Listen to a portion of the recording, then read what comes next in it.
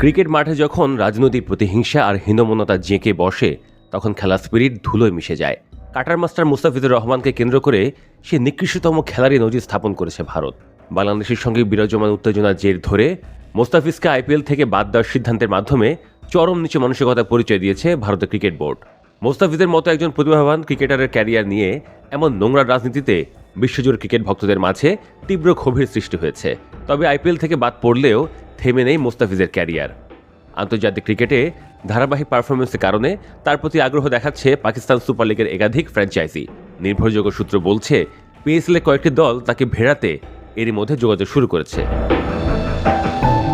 এর আগে থেকেই গুঞ্জন ছিল পিএসএল-এর একাধিক ফ্র্যাঞ্চাইজি মুস্তাফিজকে নিয়ে আগ্রহী। এবার সেটাই সত্যি হতে চলেছে। লন্ডন ভিত্তিক পাকিস্তানের স্ট্যান্ড আপ কমেডিয়ান ও সঞ্চালক সালমান মালিক মুস্তাফিজ ইস্যুতে একটি পোস্ট করেন। তিনি লেখেন, যদি একজন বাংলাদেশিকে নিষিদ্ধ করে ভারত খুশি